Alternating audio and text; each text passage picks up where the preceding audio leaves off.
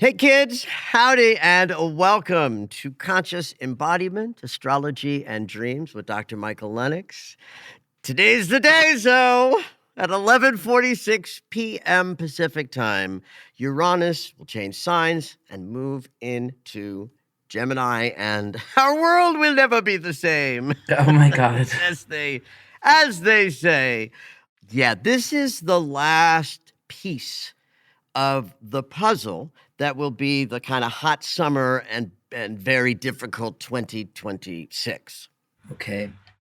So if you've been following me a while, you know I never talk about the outer planets and even the social planets going retrograde and direct. And I don't. I speak about it freely. It's because I don't think it's an energy that we feel in any kind of a dramatic fashion enough to merit talking about it.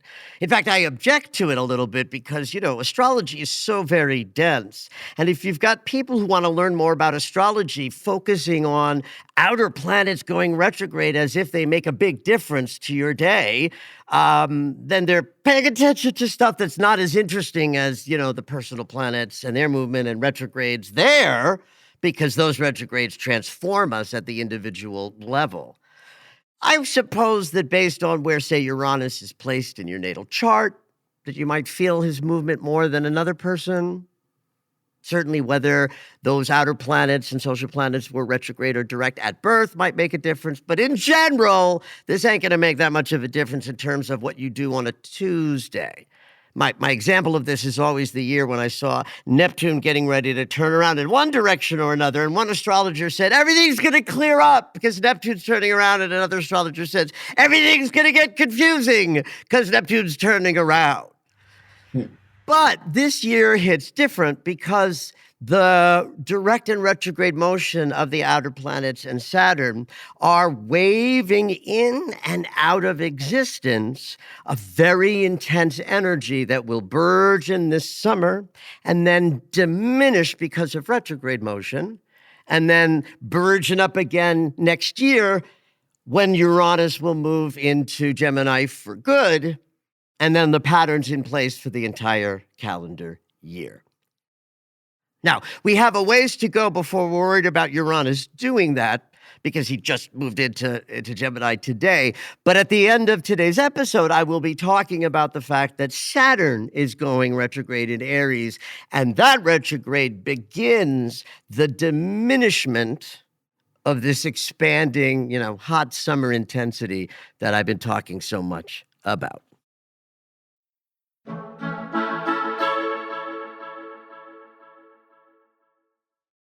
Now, Uranus is a fascinating planet, and I love the idea that astronomers and astrologers are not the same folk these days, though they used to be hundreds of years ago. Now, science looks up at the planets and discovers a new one, and the astrologers name the planet, or maybe the astronomers name the planet, but somehow the archetype is exactly right. Like this. So back in 1781, when this planet was discovered, one of the notable things about this discovery is we couldn't see anything past Saturn with the naked eye. So we needed technology to be able to see Uranus. So Uranus is the first body discovered using a telescope technology.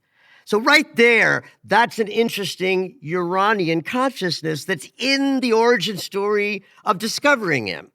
It's like of the modern age. Correct. We couldn't see it till we had the technology to awaken to more. And that's what Uranus brings to us. It's an 84-year orbit, which is essentially the life cycle. Mm-hmm. In fact, I don't want to stay here terribly long. And I do a daily prayer. I want to leave with my Uranus return. 84, 85, that's plenty. Okay. I'm not kidding. I say it with laughter, but I do say that prayer because I don't want to be here in my 90s You're like, I'm crawling good. around in a body Yeah. that barely works. It's like, give me until it all is, ready to fall apart, and then I want to say goodbye. Yeah. But here's the most interesting thing about Uranus in his practical structure and how we relate to him is as the destabilizer, the revolutionary planet, we interpret that Uranus brings sudden experiences that knock us on our ass. Well, something knocked Uranus on its ass because it has a sideways tilt. It rotates over itself, not around itself. So it's the one planet in a solar system filled with, a certain kind of elliptical orbit where the planets are all relating to that orbit up, right side up, and Uranus is, perpendicular. Right there is a beautiful story in the practical discovery of the planet that we then imbue with the archetypal capacity to rock our worlds. Now, one of the exciting things that we're going to see between now and 2033 is all going to be in technology, right? Uranus invents technology, ruled by Aquarius. We're in the age of Aquarius, therefore ruled by Uranus. And technology and the digital connection and bionic mixing of biology and technology and artificial intelligence and quantum computing, these are all the domain of Uranus. And by virtue of him moving into Gemini now, wow, is that going to explode? I mean, talk about AI. Like, I'm using AI delightfully today. I sound like an old man when I talk about it because I'm using it like an old man would. Like, I polish things so that they're like edited perfectly. I'm using AI to help organize a class I'm creating because my ADHD-addled mind, which is worse than ever because of long COVID, has trouble with the organizing. Anyway, I'm getting distracted by my own story here. Uranus invented AI. Gemini invented words and thought, although Sagittarius is the sort of complex thought sign. They are sister signs. They are opposite.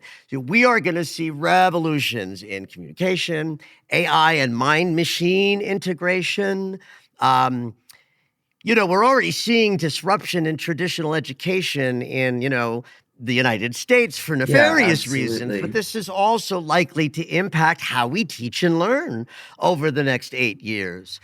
Social networks, this is the sign of friendship and siblings. So that's going to be sort of electrified for all of us over the next bunch of years. And, there's something about the chosen family that I'm going to ascribe to both Aquarius and Gemini, both.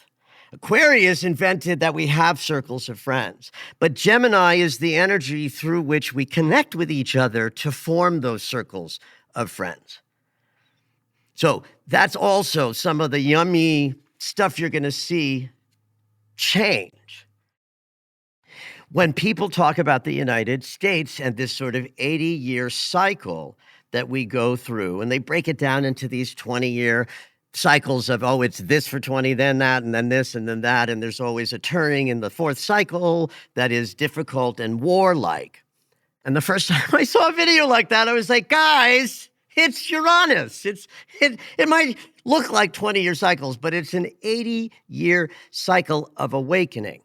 So you had Uranus at 8 degrees of Gemini when the country was born, and 84 years later, at the Uranus return, we were in war again, the Civil War. Next Uranus return, it was World War II's peak.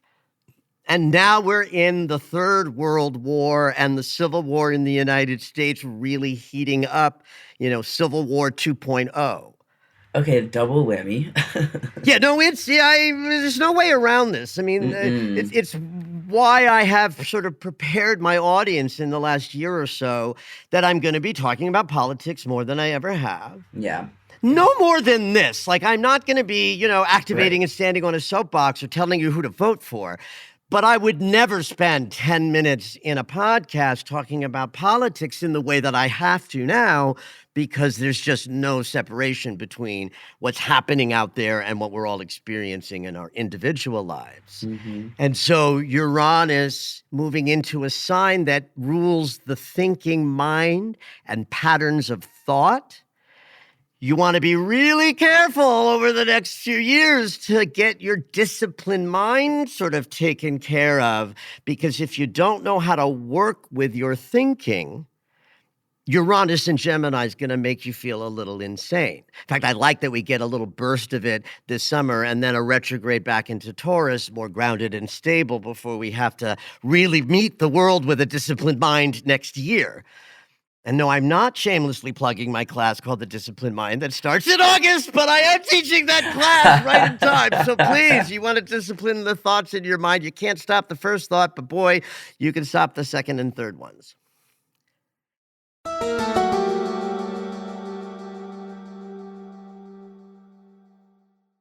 So there's so much being said out there and by me of the grand sextile that is now in place from Uranus moving into Gemini, where Pluto brings deep and powerful changes, like down to the molecular level.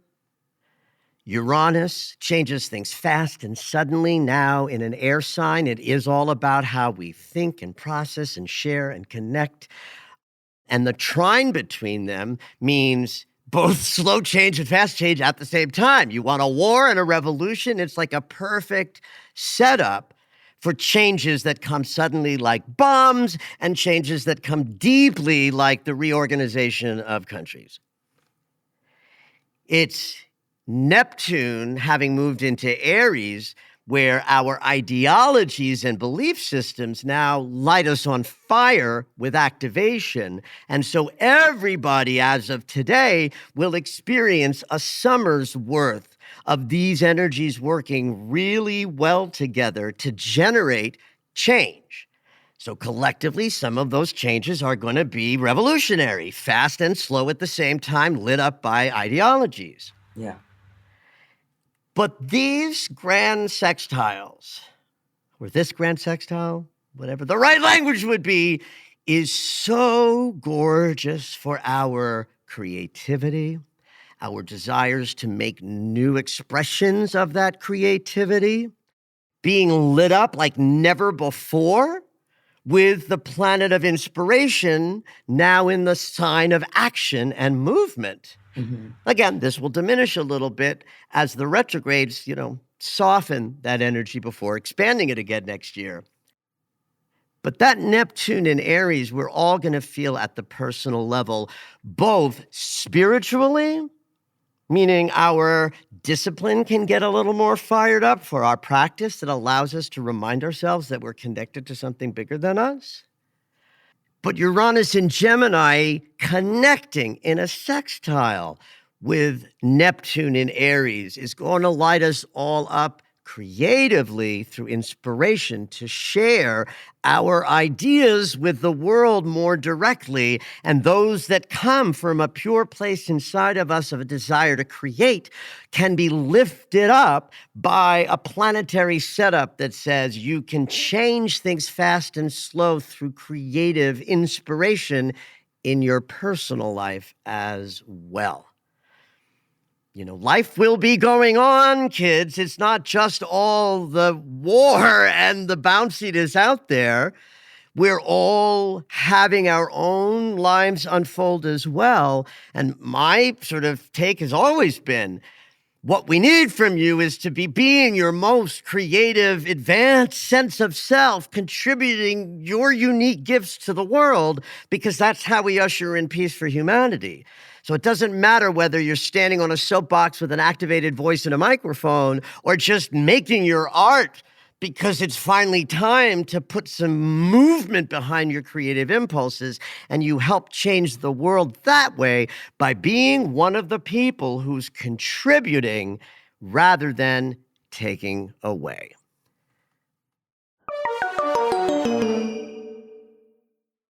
It's a very quiet week outside of the ingress from Uranus today.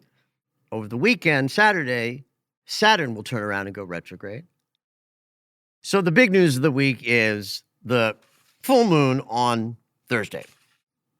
So when the sun is in Cancer, our conscious awareness is in the world of rest, restoration, preparation, home and family, things that are near and dear to us that we hold as precious. Cancer is the memory of the zodiac. It's the moon-ruled sign, so it's very much about allowing for the cycles of life to guide us rather than the masculine principle of action. Like the deep feminine Cancer crucible understands when it's time to do this or that. So in the spirit of there is a season for everything, Cancer knows that. So its opposite sign, Capricorn, has to have something that correlates with that. And so what Capricorn offers is the goal, the point, the reason for resting and preparing and planning, has to connect to something that we're going to go and execute. And that's where Capricorn comes in. These are cardinal signs. So this is a cardinal full moon. Cardinal energy is initiatory. It's startup energy, right? It's the cardinal signs are Aries, Cancer, Libra, and Capricorn, the signs that correlate with the equinoxes, solstice at the beginning of each of the seasons.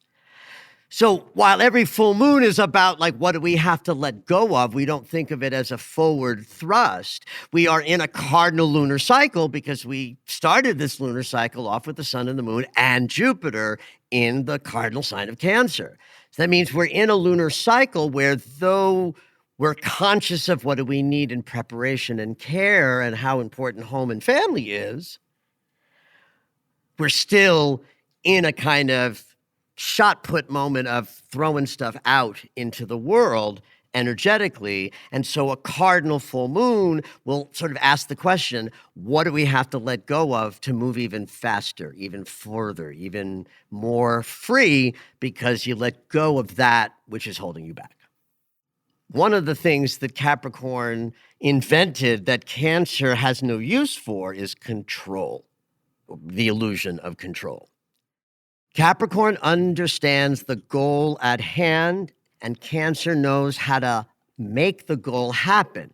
Not from the practical way that Capricorn knows, but from the mothering place of, no, you're not ready for that, honey, or yes, you're ready now. In First Nations matriarchal cultures, the men would want to hunt or sweat or something. They couldn't just do that. That's a Capricorn energy. They'd have to go to the Cancer energy and say, Mother, may I? That's how matriarchal rule works. There's no emasculation there. That's natural. The men want to move and do and act, and the women say, when's the right time? Even on a practical level, the men are stupid and don't remember what happened yesterday. And the women remember everything and would be like, no, remember, there's a monster over that cliff that you almost bumped into yesterday. Let's wait a week. At any rate, now I'm talking about archetypes now, not gatherers, around the fire thousands of years ago. This is where we let go of either efforting too much control or too much effort or so much climbing of the mountain that you're falling apart because there is no rest or capacity to understand what's needed in order to accomplish. With Jupiter in Cancer now, we have a whole sort of 12-month experience of a richer capacity to manifest, to create things, to make new stuff, because Jupiter is so at home in Cancer. And this is the lunar cycle in which that sort of occurred in a way. I mean, Jupiter moved into Cancer before the new moon, but this lunar cycle is where we got stamped with, now we're ready to create brilliant new experiences from the place in us that knows how to be ready to do the thing that we desire. And from that archetypal perspective, I think this full moon is going to be a pretty emotional one, maybe deeply intense, because Cancer is all about our tender emotions, and Capricorn's going to want us to be not feeling those feelings, and somewhere between those two demands, we're going to be hit by certain emotional losses and grief of things maybe that we have to release to be more whole and complete. Mm-hmm. Now, over on the side of the full moon, not really close enough to be conjunct. It's like, it's like 20, it's way too far away. But Pluto is near the moon, and Pluto is squaring Saturn and Neptune in Aries. That means that while we're in this fabulous lunar cycle and in a release moment of like more and better, we have like an epic psychic surgery where the Lord of the Underworld is going to be communing with both the teacher and the inspirer, Neptune, saying, all right, what do we got to cut off? It's like, well, this guy needs to lose a limb in order to move forward knowing who he is. Right? Saturn is always going to bring a constriction or a difficulty through which we learn. Pluto doesn't give a fuck. Pluto's just like, we're changing this dynamic completely. Hope you're ready. Saturn in Aries will take the change consciousness into the underworld with him when he goes retrograde, like 2 days after the full moon. And so you can think of big energetic, emotional, psychic changes that happen around the full moon to be taken into a deep place in our psyche as things we need to learn. The teacher means business in this full moon. And of course, because Uranus has now moved into Gemini, this is the first lunation connected to the grand sextile being in place.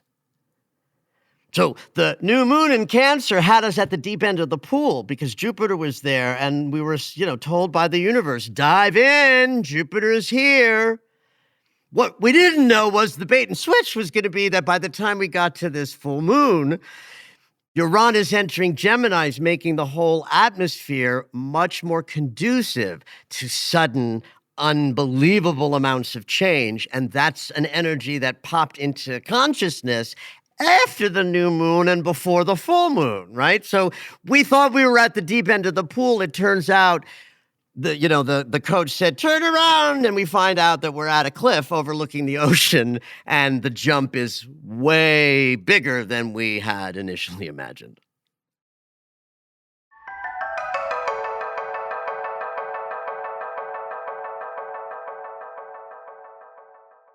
Venus is a Gemini, and that energy will help soften everything that I'm sort of talking about in these broad hyperbolic terms of big change and big release and big emotions. And not for nothing, Venus's passage through Gemini does allow us to understand our feelings in a more intellectual level. That's going to be good with all of the feels that the sun in Cancer might be generating during the latter part of this week. The last thing I'm going to say about this full moon is that it ties in to the nodes of the moon very beautifully and elegantly. There's a pattern being formed. It's called a mystic rectangle. So mystic rectangle is formed when like two pairs of planets that are sextiling each other are connected by a triangle. That may not conjure a rectangle in your mind's eye if you're listening to this and try to picture two planets sextiling while they each trine each other. But I'll sort of break it down of what energies are working together. Sextiles are productive like motors, and trines allow for harmony, and in this case, between two motors. Right? So one motor is the sun in Cancer in a sextile with the south node and Mars in Virgo. That means we're letting stuff go, that we've been carrying in our bodies, maybe forever. Mars in Virgo heals the body. That we have one is an Aries consciousness. Mars ruling Aries invented that we have a body, but it's Virgo who teaches us how it works and all of the systems of the body, both for your three-dimensional practical health as well as the five-dimensional way that we're carrying old shit around that has structure that we can let go of and release to have more freedom. So in a full moon where the conscious awareness of the sun is shining its light inward, it's wonderful that our past consciousness of the South Node has Mars right near it. Mars will cross the South Node in the week after the full moon and perfect that angle. And that's like flushing, we flush the toilet in the full moon and the poop, rolls away over the week after. Forgive me for that image. Then on the other side, the sextile, that's the other motor, is the moon sextile with the North Node. That means that while we don't know consciously exactly where we're going to go next, our unconscious does. It always does. So I like the fact that the conscious awareness of our sun sensibility is with our past. So we're like thinking about the past and we can know the past. We can be consciously aware of the past. We can't be consciously aware of the future. So the moon that represents all of our unconscious impulses, now ready to do a big honkin' release, is in a sextile with the point that represents our North Star and where we're going next. And so this setup absolutely has us in a place where it's going to be easier to let go of the past, and then the demand is to trust and have faith in a future that we're creating as we go.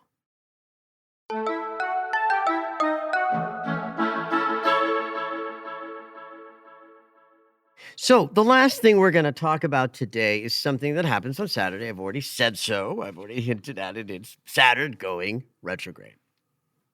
The turnaround is the night of the 12th Pacific time, a little after 8 p.m. Saturn turns around and actually will join Neptune, who's already retrograde, and Pluto is already retrograde in Aquarius. And the sextile, that is the productive geometry between deep change and the inspiration that causes that change, Neptune, and the sort of action-oriented planet that says this is a boots-on-the-ground moment.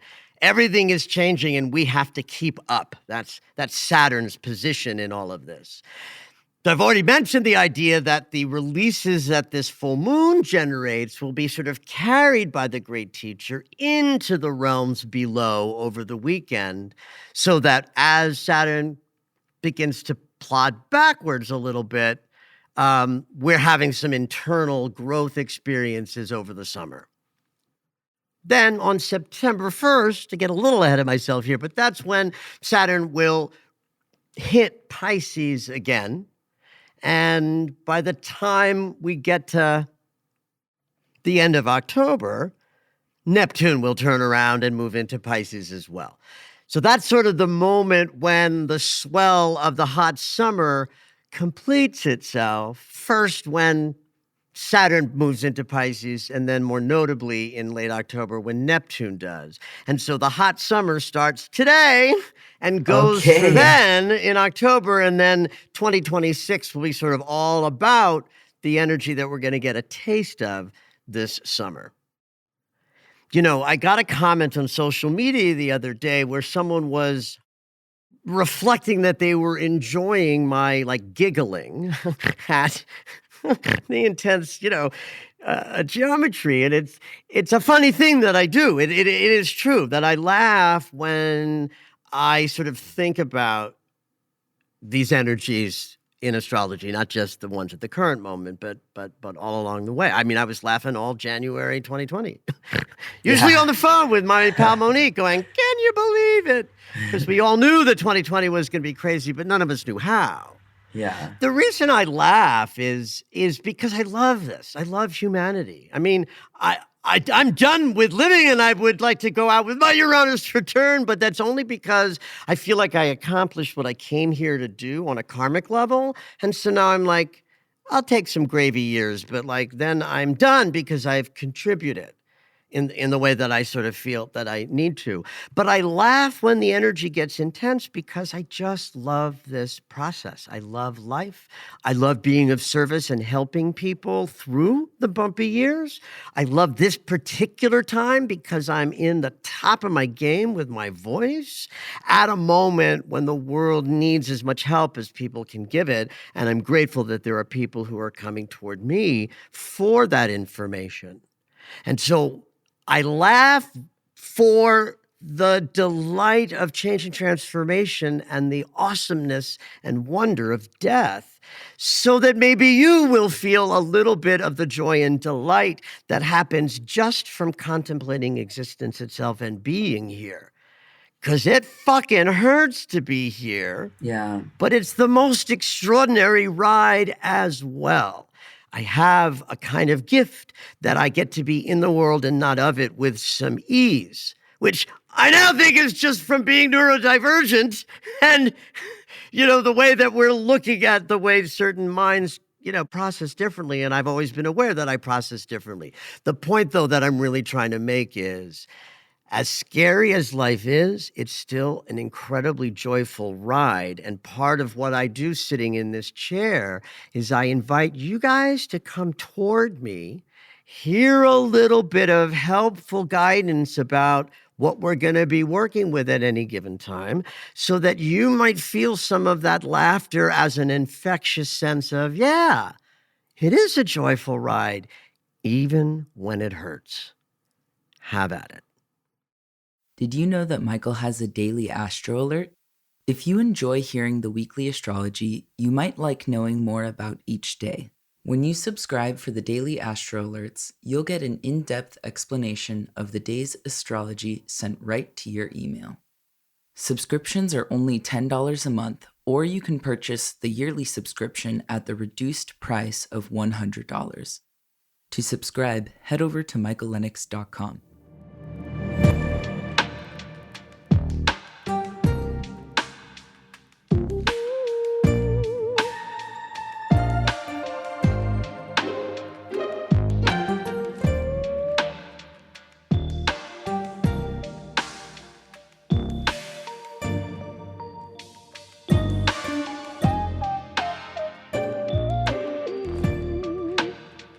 All right, it's dream segment time. Every week, Dr. Michael will interpret dreams that are sent in via email or take a live caller. If you would like your dream interpreted on the podcast, you can go ahead and email us at dreams@michaellennox.com. Hopefully your dream will make it onto the show.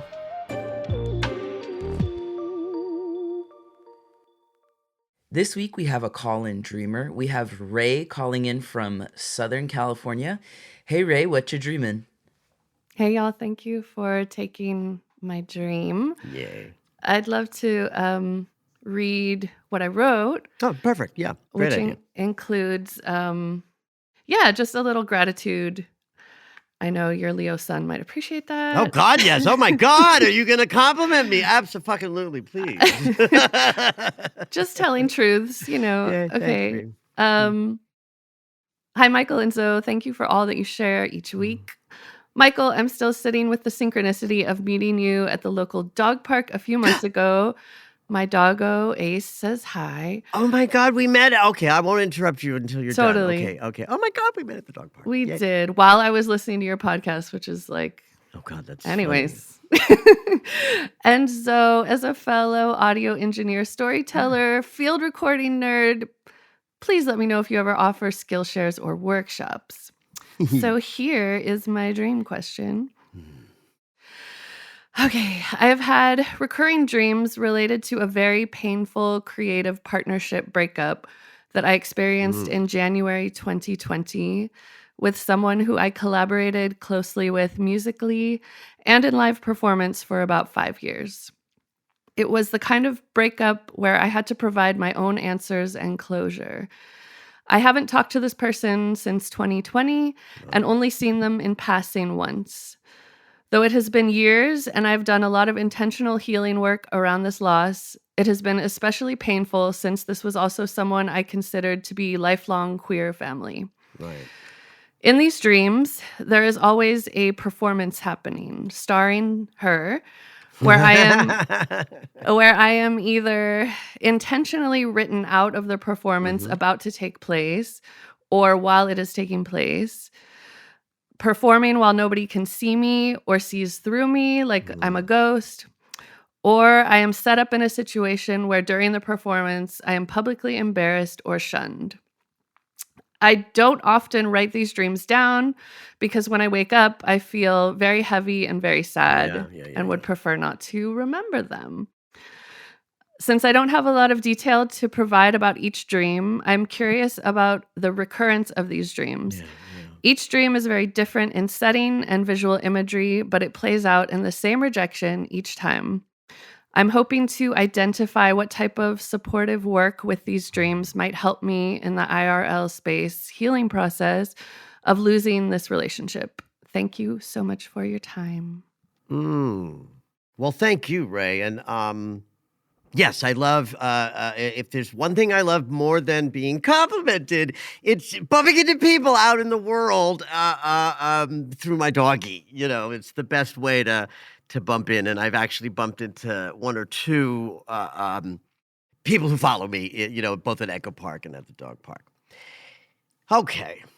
So this is an intense breakup experience, no matter how you slice it. Does the theme of sort of being rendered creatively invisible, was that part of the breakup?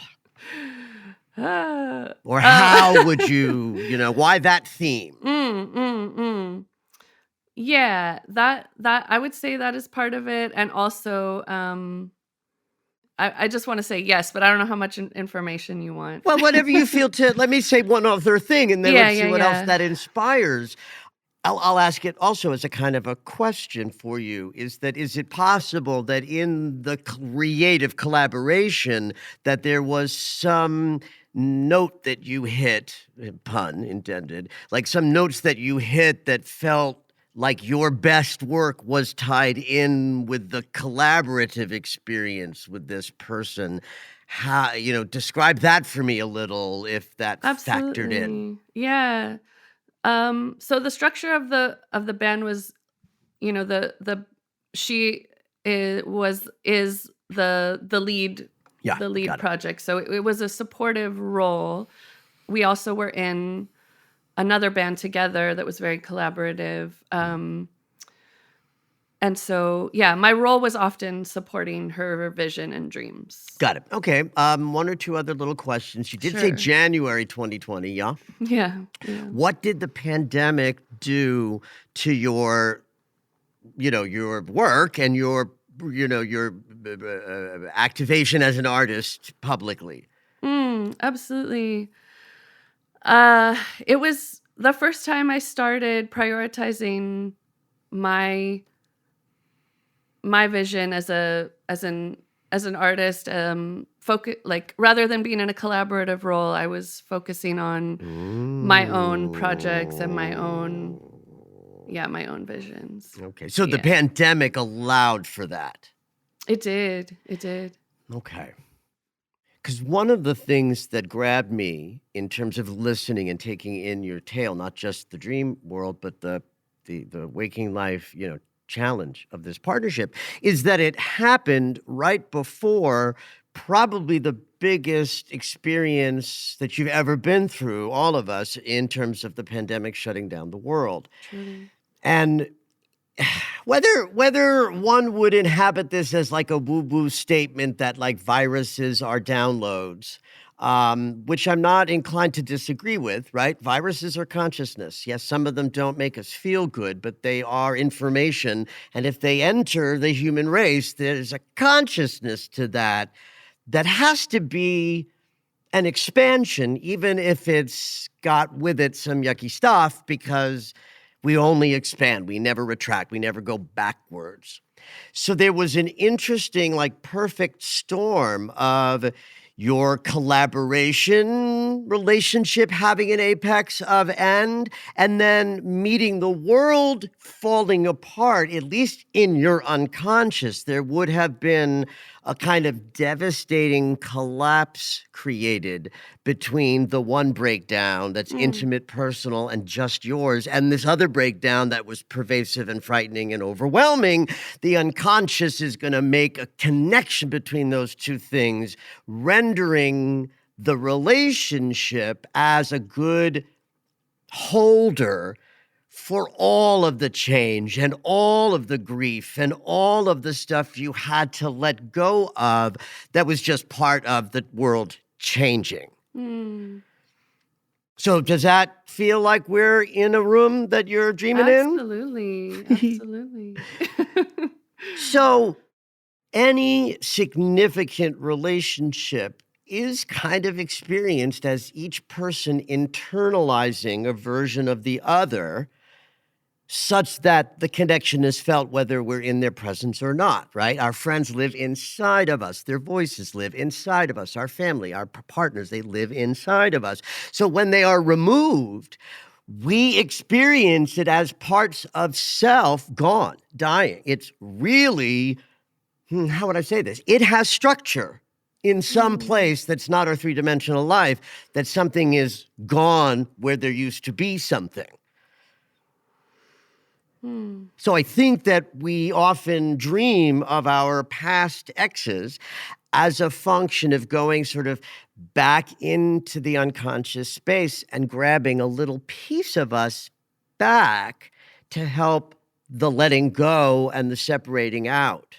And so dreams are always going to show us like where the no is, where the challenge is. So you might think intuitively, well, if I'm taking back my creative power in the dream state, why aren't I dreaming of singing and powerful and music and public and being, my own artist to support that idea?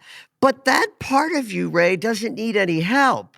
The part that needs help are the places inside of us where we say, oh my God, I'm not good enough alone, or I missed the experience of collaborating, or boo-hoo, what happened? I thought we'd be together forever, right? So I deserve that boo-hoo moment.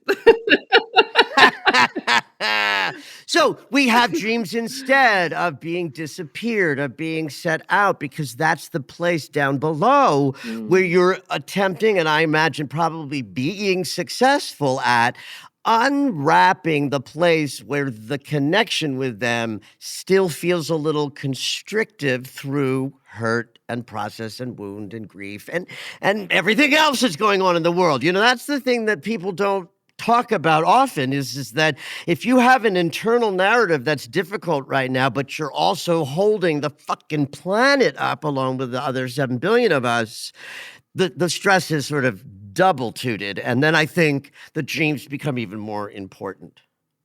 So each one is like another steel band of resistance being unwrapped so that you can continue to sort of integrate your artist self in this path that you picked up at a moment when the planet said, hey, kids, this is it. This is a moment where you can reinvent completely if the squeeze of the world doesn't squeeze your lemon to find out there's poison in it, which many people found that was the case.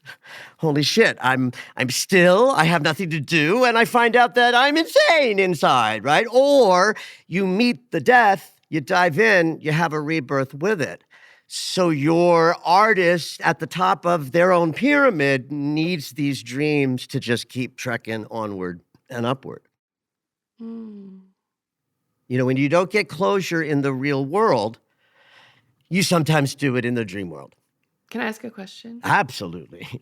So right now, my relationship to these dreams is I acknowledge they've happened and I try and forget them. Do you, would you recommend that Yep. I Yep. start Yep. Yeah. Yeah. Like, And here's what I would recommend that you do. It strikes me that each dream has a different but noticeable sort of scenario, right? You're either performing and can't be seen, or you're shunned, or you're that. So there's a visual to work with.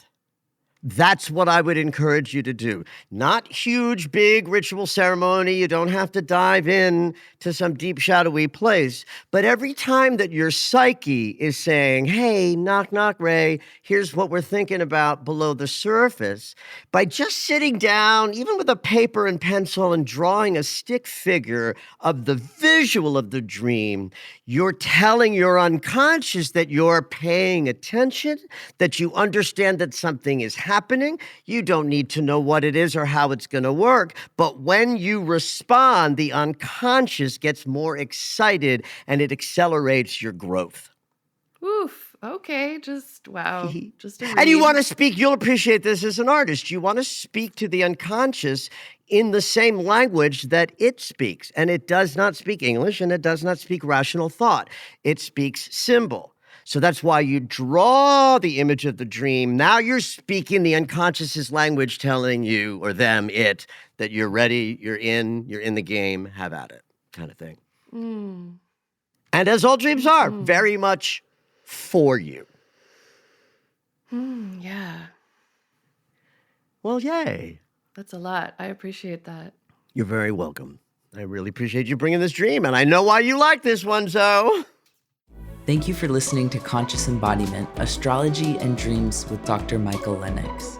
You can find us on Apple Music, the iHeartRadio app, and anywhere you find your favorite shows. Head on over to michaellennox.com for information on astrology readings, the daily Astro Alert subscription, upcoming classes, and to join the mailing list.